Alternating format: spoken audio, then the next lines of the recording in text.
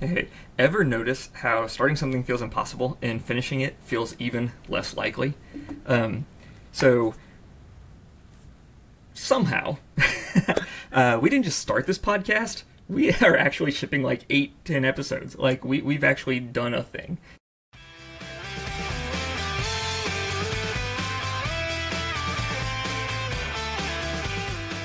Hey, welcome to the Doing Business with ADHD podcast. Have you ever noticed how getting work feels personal, doing work feels overwhelming, getting paid feels awkward, and building wealth feels impossible? It's not because you're bad at business. It's because your business wasn't built for ADHD. Let's change the rules.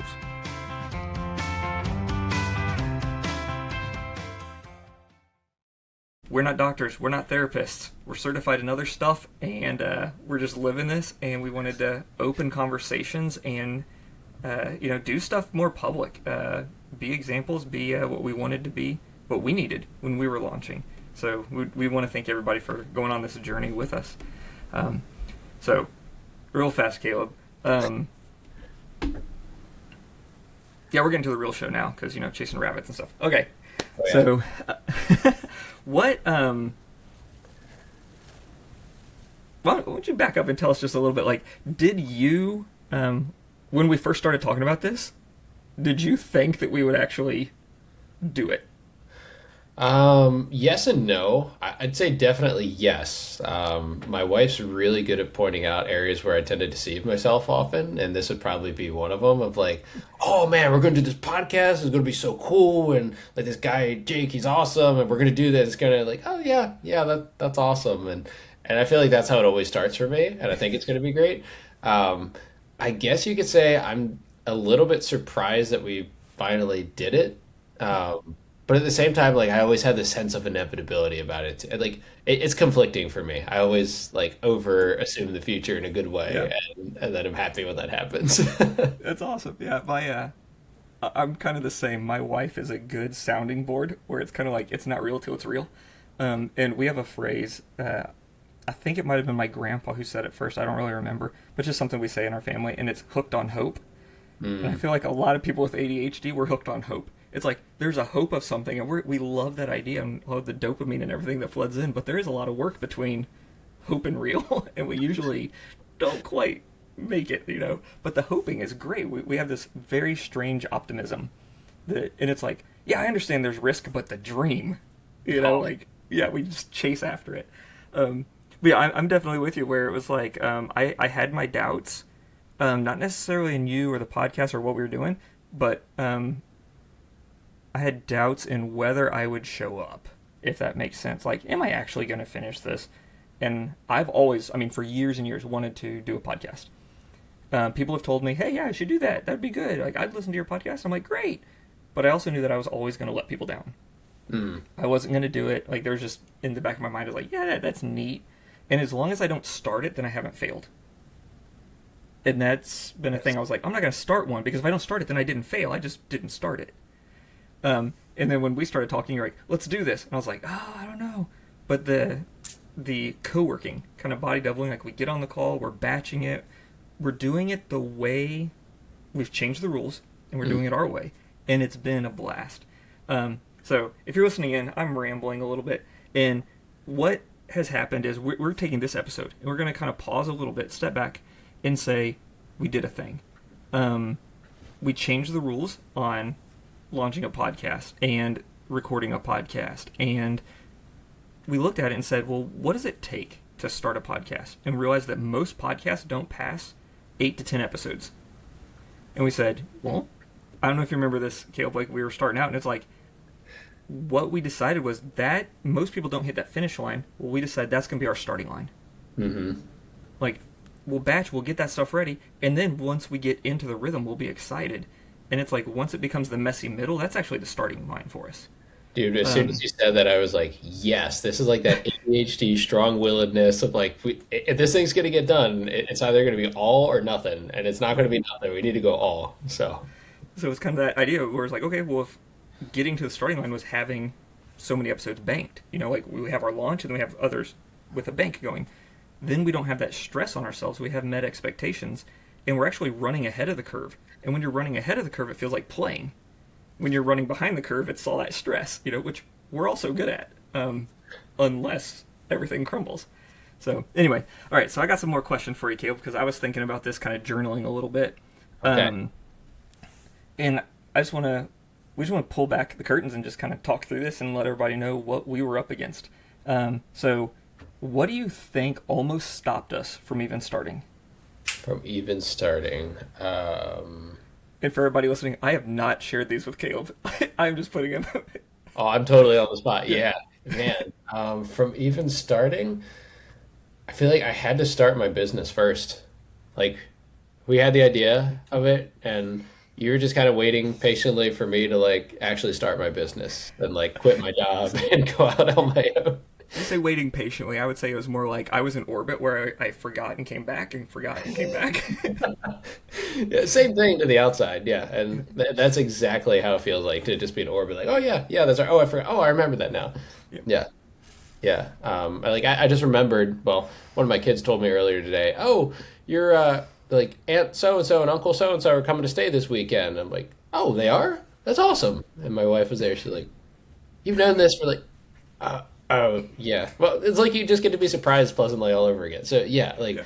I think that was the biggest thing. Just kind of like waiting on me to do that. But then honestly, like following up when the time was right. We had a number of like planning meetings, but then really like making a plan and getting to that next stage. I feel like that's where it probably was at its most tenuous point was after I had launched a business and then just trying to get it like, okay, well, when do we do this Starting. thing? When even works? Yeah. And eventually we just made it like, all right, we know we just need to grab a Calendly time. And so like one of us will just grab it on the other one's calendar and it's just there like weekly. You just do like the next 6 weeks or as far as Calendly lets you go. And like that time's just going to happen. I'm going to show up to that meeting. We're going to be good. We're going to have a bank of several of them in reserves, like you said, so that if like something happens, we forget to do a Calendly one week, or oh, kid got sick, something happened, or I just forgot, then it works. Or I mean, like even honestly, what yesterday I texted you. I think it was like, oh, apparently we're recording tomorrow. I know we just Yeah. recorded the other day. I guess I double Calendly this week. Okay, are you still good? Yeah, let's do it. So like that's just the nature Absolutely. of this beast. And I think you point out some things that I hadn't thought about yet, because I've been on my journey a little bit longer than you have, and I work with a lot of people that have, entrepreneurs and even solopreneurs that have ADHD. So it's kind of like I'm building these systems and help people put in the systems. One of them is like over planning. Like, how often do we plan out? Because what happens is we tend to think that we're going to let people down, and we don't want to let people down. So then we sit in planning until the plan is bulletproof. And Mhm. we want to hedge all of our bets and cover all the angles. It's like, planning out like Ocean's 11 or something like that. Like, we want like the perfect heist. Like, it's completely mapped out and everything. But the funny thing about that is the biggest variable in that whole scenario is us and our ADHD brain. So it's like you can't plan for I ate a burrito and now like just something random throws you off, right? So I think one of the things we did, you said like we had a plan, but I want people to know like the plan isn't like most people wouldn't call it a plan. I would call it two decisions. And what happened is we made a decision that we decided to just keep honoring that one decision so we didn't have to make it over and over again. Hmm. So we said, hey, we're not going to launch yet. We're going to get a bank for our launch bank, and we're going to have more episodes in the bank. So we always have this like rolling bank, so we're always good. That was one decision. Great. The other decision was, how are we going to do this? Well, it can't be too structured. Okay, well, this is the topic list. We had a topic list pulled from there, and then we said, when are we going to do it? And like you said, it was just like well, here's my Calendly, look at the calendar, and just start scheduling. Boom, boom, boom, boom. And we show up, hit record, we're ready to go. And then at the same time, we said, just as we could over plan it, we could over polish it. So you can plan stuff to death, you can polish it to death. And we decided we weren't going to do that. It had to live, and then we would move from there. So I think those are some great points. Those are a lot of places that, even from me wanting to launch a podcast in the past, those are the reasons I never did. Because it was never going to be good enough. I had all the planning. I was overwhelmed by the planning. I was overwhelmed by all the polish and work that had to be done. Yeah. And as we were talking about, we were like, what if we just recorded conversations? Oh, hey, we can make this a lot easier. Okay. I actually just answered my next question. if you might have answered this too, what's the biggest thing that made it doable for you? Yeah, yeah, pretty much the same thing of like Okay. it's super easy. It's on the calendar. Generally, about 2 minutes after the time we're supposed to start, that's when I send you the link to Riverside, and then we just hop on here and record. And then Riverside has a lot of fancy AI that does all the stuff and makes life super easy. So minimal drag, and yeah, in a perfect world, I would have the link already up in the Calendly link somehow, so Jake could just go click on it. But it's just real life. He knows he's going to get an email from me about 2 or 3 minutes after we're supposed to meet without a subject line, just a link in the body of the email. He's going to click that, and here I am. And I say the expectations are great. We understand, and it works for us. And for me, I kind of mentioned anytime, like mise en place, like when you're cooking, like you have to set all the stuff, like the kitchen, all the tools have to be out, like your space has to be set up. For me, I have found that if I'm going to do a task or something, most of my friction is in the setup and cleanup. Mm. And what we have here is there's a calendar invite. Great. So you hold the space on my calendar. I get an email, like you said, at that time. Okay, here it is. Like you open up Riverside, send me the link. I click on it, and that setup is, like you said, a couple minutes, Hmm. and we are into the conversation. And then it's we have to be careful because I'm like, hey, how you doing, kids, kids, kids? I'm like, wait, we're supposed to be recording. Like Yes. we have to not chase rabbits. But yeah, that getting in, and then at the end, basically it's like okay, we're done. Close the window, and like you said, Riverside does most of the work for us. Hmm. As far as what we're doing, a little teaser. We did decide to try a little music intro. That we're going to try it. We'll see if it gets in there. If you're hearing this episode, and you haven't heard a music thing. That's because we loved you so much that we shipped it instead of waiting on me to get it done.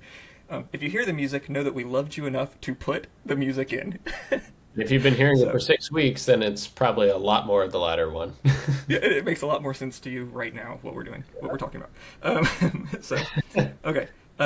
We talked about removing friction, keeping things fast, and not over polishing. I think those are some of the things that the traps I could fall into for sure. Um, so, here's another question, another angle of it. What do you think would have killed this if we did it, the normal way? Mm. I think like the normal way, at least from my perspective, totally would have killed it if we needed to like have a completely soundproof area, no kids, like drive to a studio or like have an office that's soundproof enough to pull it off. Need to like edit out all the dead space, polish it up, have the perfect intro and outro like created before we even record the first episode, and like have this detailed marketing rollout campaign before we even start recording.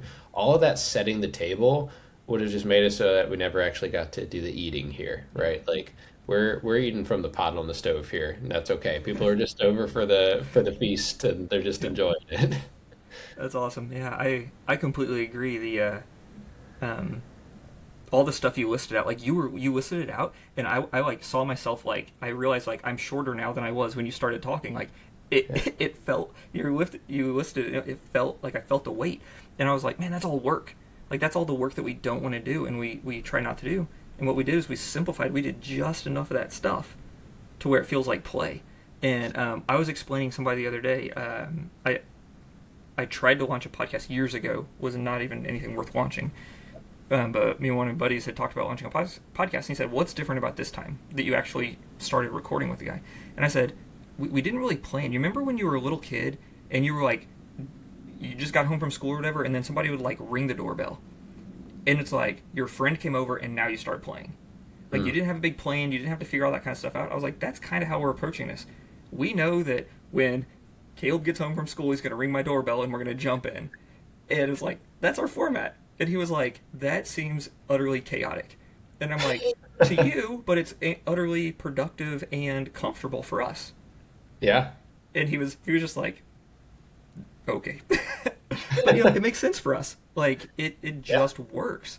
And another thing I want to say is like we wanted something.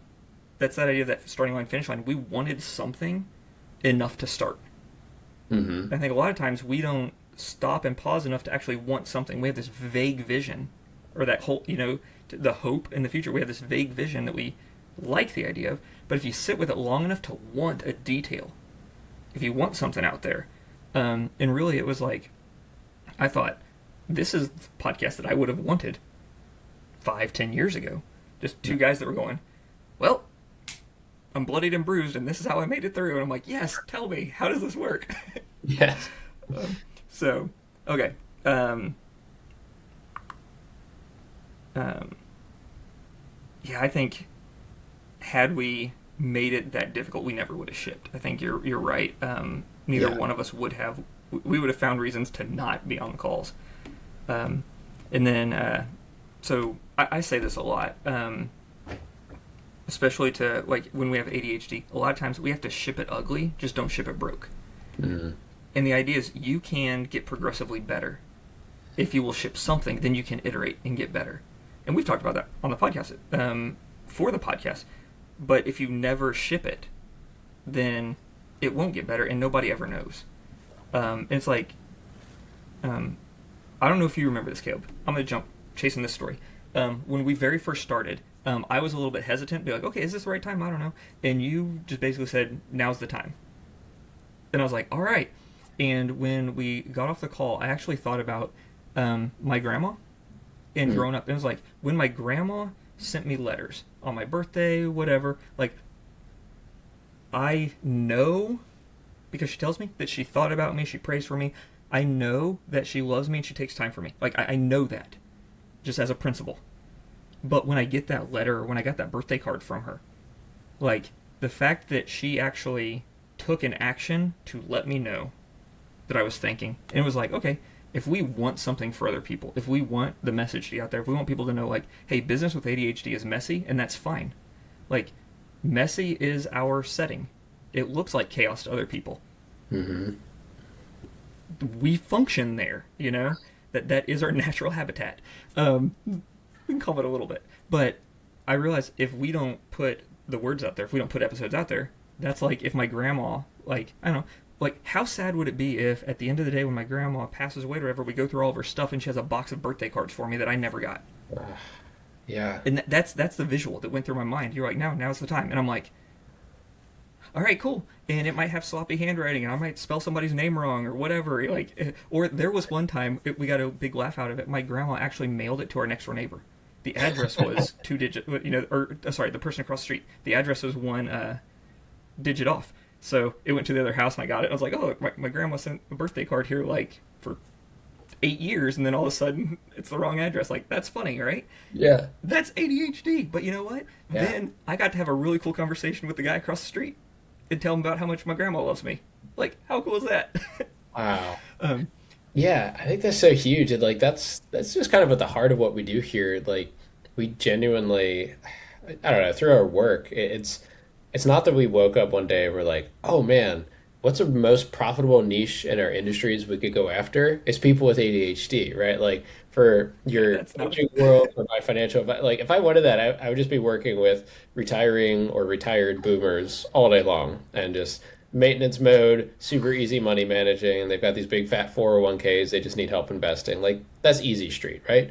Um, but neither of us wanted that. It's like, here's this really underserved populace that appeals to us. Like, you have it. I think you said some of your kids do. I have it. At least a couple of my kids do. Like, it's near and dear to our hearts, and it's a dramatically underserved industry, a Yeah. group of people out there. Like, the ADHD tax, I talk about like an electric fence, basically, when it comes to personal finance. And that's more my passion suit here of like, most people just aim to live their lives just sitting on a fence, right? A lot of people just never really get off the fence and choose one side or the other. That's most people want to keep their options open. Well, having ADHD is like you have an electric fence. You just can't sit on that thing. Like, statistically, you are going to be more likely than not lower net worth, lower income, and all that just by merit of having ADHD. Or you're going to be on the far extreme on the other side of that, which we see a lot of with the business owners, and it's very interesting to me. Like, you just can't play the normal game. Go show up at the corporate drone work, get your W-2, save in your 401k, and retire someday and get Social Security. It's totally different. The rules are just very different for our brains, and I think so many of us suffer and struggle on that bad side of the fence there when, like, hey, doing what you do now, there are ways to just cut a hole in that thing and go through to the other side. You're good. With that, I think I've realized that I actually watched some brain kind of some brain scans as people were processing information and working, and it was really interesting to see that like there's the capacity of our brain that we use basically just trying to fit in and not get caught. And there's this like, especially like even like cortisol for me, it was like I had like this 20% buffer, where it was basically like I just was keeping. Think of it this way: if you have a max of like 100%, well, I was using the first 20% to fit in to corporate world and to not get caught and to try to understand their rules. And you go, well, then there's the other 80% that I'm trying to be above average, because average isn't good enough for us, because what if we have a bad day? We have to have enough banked to where we can cover our future failures. So then it's like, okay, well, if we have these tides, and it's like, how much am I putting in? I need to make sure I can cover the low tide. Like, I need more in the account in case I overdraft. Like, I don't want to overdraft on people's trust. It's kind of like, anyway, we've all lived this. And Right. as we were starting these businesses, as we were doing all this, and now starting this podcast, this was a bucket list thing for me, honestly. I don't know if I've told you that yet, but it was one of the things that I wanted to do, and people that I loved, people that loved me, had a ton of doubt. Wow. And they were open about it, because I wasn't going to finish it. Well, yeah, you're excited, but same thing when I wrote my book. Nobody actually expected this thing to go on and sell, and it's done well. And it's like nobody, they'd seen me operate. They'd seen me mess up operating with the normal systems enough to not get as excited as I did on the front end. Well, then, same thing with the podcast. People are kind of like, yeah. And I told some people that I like. I told people that, I trust, mentors, things like that. And they're kind of like, oh, okay. Well, how do you think you're actually going to make that happen? Was one of the best questions I've been asked. Same guy asked me about that on my book, asked me about that with his podcast. How do you think you're going to make that happen? And that's where we came up with the starting line, finish line, swapping those and going, well, we're not just going to start recording and see if we make it. Basically, it's like, we're not going to tell very many people. Like, we're going to have it banked, because it's kind of like, well, I've already seen me do it. So when people doubt, we go, oh, well, you can actually watch the first episode, or you can go back and listen here. So I don't know if you listeners can tell. Caleb can tell. I'm just super excited about this, because it was like, we can say, like, I've seen me do it. That's a phrase my family says. I've seen me do it.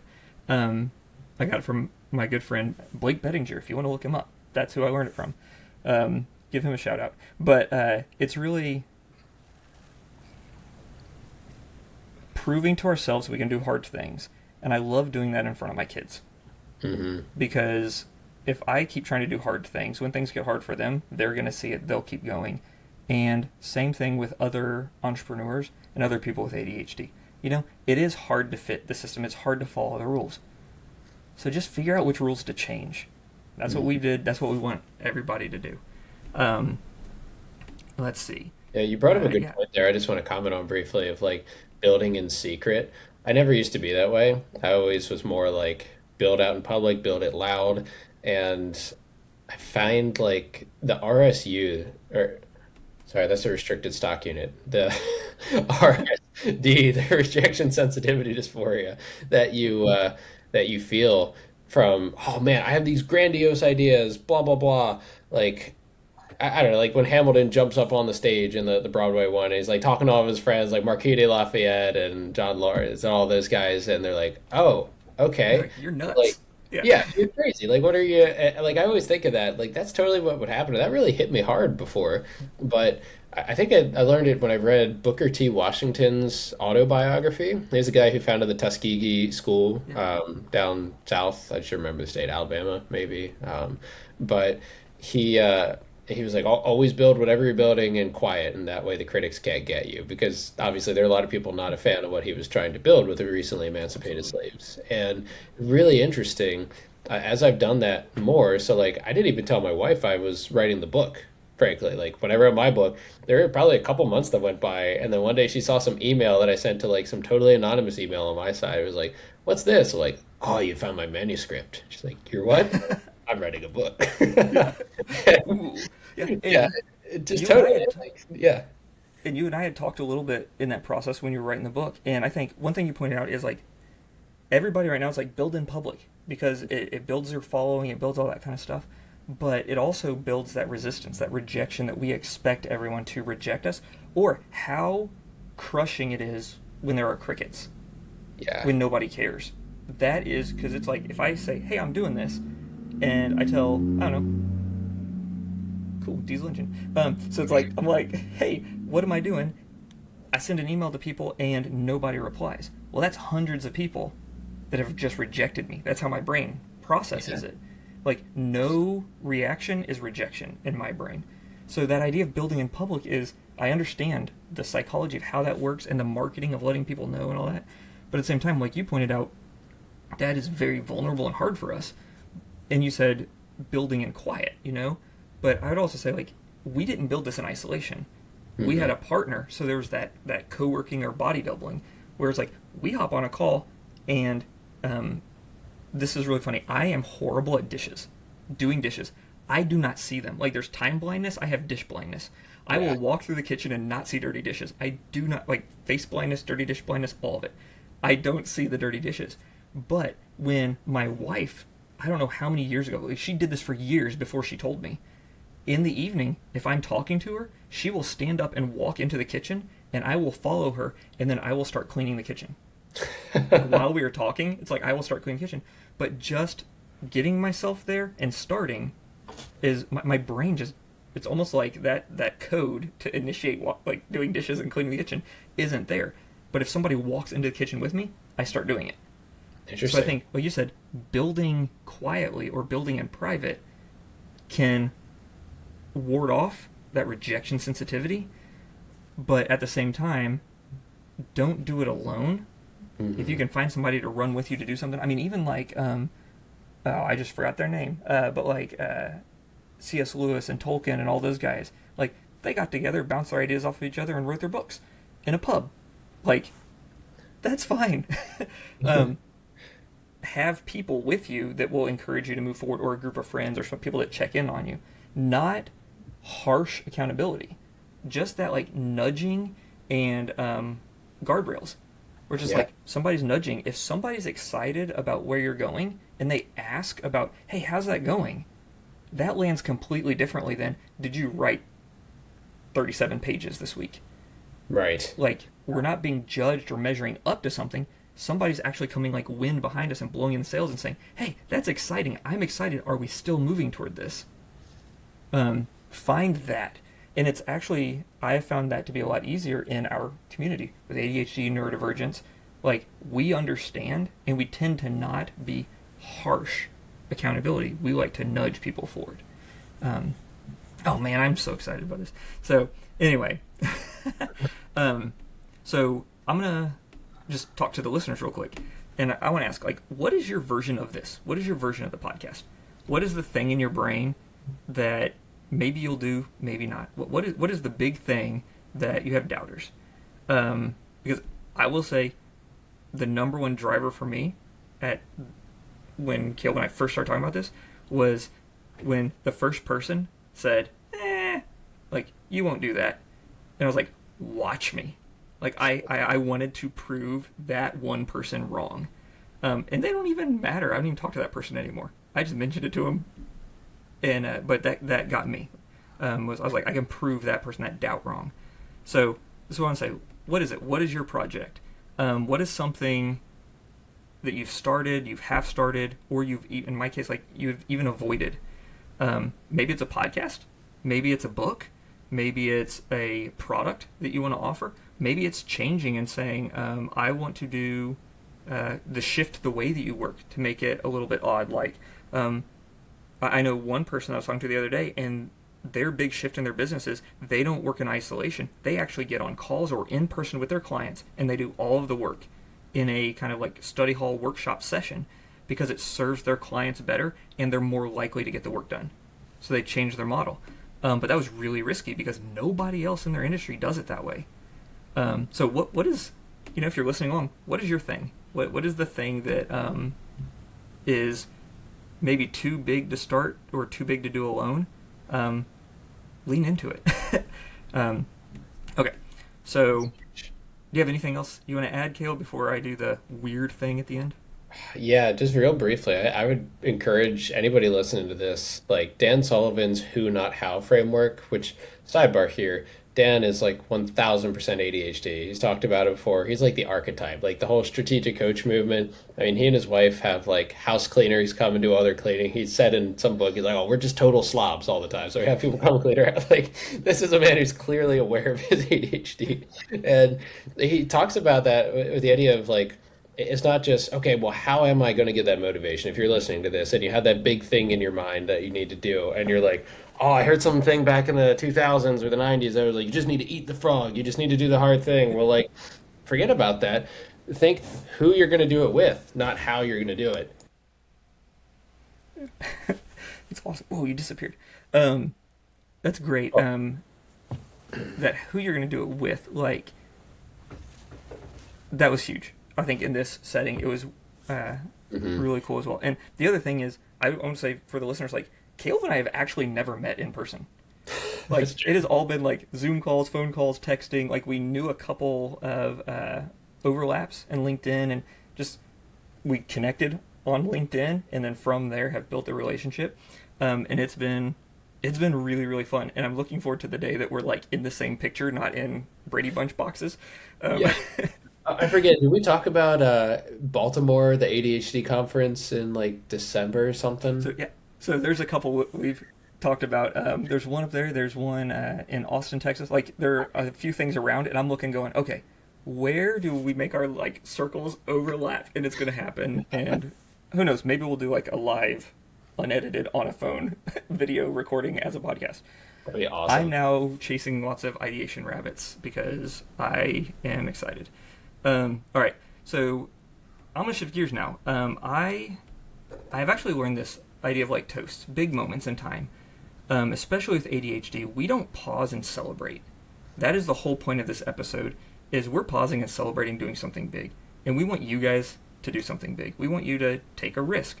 We are really good at taking risks. We tend to not pause and celebrate and say, "I just did a thing," which we've done. Like we have done a thing in front of you guys, with you guys, listeners. By the way, I grew up in the Midwest. I say guys, it's people. Um, but this idea of launching this podcast, recording it, getting these episodes out there, um, I just want to mark this time. And I've learned this from a guy named Dr. JJ Peterson. A lot of people know him through the story brand world. Um, and he just talks about like you make these anchors in time and you speak words. And it's kind of like a from this point, we're going to honor everything to this point and we're going to look ahead. And he does them in like toasts. Like you'll be at a big event and he'll say, hey, you've graduated this, you're certified, you've made it through this time, we've made it through this tunnel. This is where we are. This is what the vision ahead looks. And I have loved that because one, it's awkward. It really is to just stop and be like, hey, we launched a podcast, let's do a toast. Like, that's odd. But at the same time, it's for me been really, really big because I stop, I think, yeah, all of that's real. And it's like I write, I kind of journal a little bit. I say, this is what it has meant, this is what it took. And looking forward, this is what's now possible. Because anytime you hit a milestone, there's a whole journey in front of you. There's an open door of all these possibilities. And with ADHD, we love possibilities. And by having these toasts that I can keep and look back at sometimes even, it's this idea that I go, hey, all that hard work was worth it. And where I'm standing now, I didn't have this view that I don't have the view that I have now. I didn't have months ago, 8 episodes ago, 3 years ago. I didn't have that view. And recognizing that and being thankful is big for me. So, you good if I dive in, Caleb? Oh, totally. Yeah. All right. Caleb also hasn't heard this. But I will tell you guys, when I read it, it really landed for me as I wrote this out and started reading it. So, oh, by the way, if you have one, if you're listening, watching, I have water here because it's a little bit early to start drinking in my neck of the woods for me. And I got work to do. But, so I'm just drinking water, and I'm going to take a drink now because my throat's dry. Sounds good. And I've got a classic organic matcha here in a Wall Street Journal cup. It's uniquely me. So, All right. And all right, so I'm going to read, and then this is a toast to us, to the podcast, and to you listeners as well. To starting when starting felt unlikely, to finishing when finishing felt impossible. 8 episodes in, which means we didn't just have an idea, we built a thing. to doing it messy, doing it fast, to doing it without overthinking it into the ground, to shipping it ugly but not broken, to every doubt, ours and everyone else's, that didn't get the final say, and to you listening, to the ones who've got ideas hiding in the back of your brain, half-started, overthought, or buried under pressure. We're giving you permission. It doesn't have to be perfect. It just has to exist. So here's to this podcast and what it becomes. And here's to you. Because if we can do this, you can start your thing too. Cheers. Yeah, cheers, brother.